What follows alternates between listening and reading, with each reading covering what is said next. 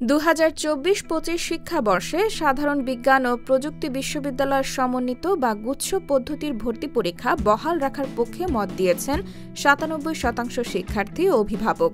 তবে এ পদ্ধতির কিছু অসুবিধা উল্লেখ করে তা বাতিলের পক্ষে মত দিয়েছেন 3% শিক্ষার্থী ও অভিভাবক।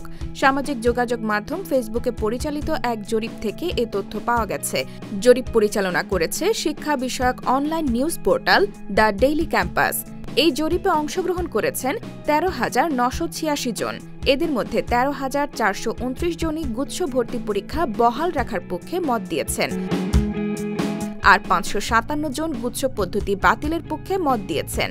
জরিপে অংশগ্রহণ করা সাদিকুর রহমান সাদাব নামে এক ফেসবুক ব্যবহারকারী লিখেছেন, গুচ্ছের সমস্যা নিয়ে বিশেষজ্ঞ প্যানেল কাজ করুক, সমস্যা সমাধান হোক, ভেঙে না যাক। মাথা ব্যথার সমাধান মাথা কেটে ফেলা নয়। মারিয়া রহমান নামে আরেক অংশগ্রহণকারী লিখেছেন, ভর্তি পরীক্ষার জন্য ফর্ম তুলতেই যদি 20 থেকে 25 হাজার টাকা লাগে, তাহলে পড়ালেখা কিভাবে করবে মানুষ, ভাবা যায়। মইনুল ইসলাম নামে একজন লিখেছেন, বাতিল কি সমাধান? বাতিল না চেয়ে সংস্কারের প্রশ্ন তুলতে পারেন না? গুচ্ছ ভেঙে ফেলে এত টাকার ফর্ম বাণিজ্য করার পথ আপনারা সুগম করে দিচ্ছেন।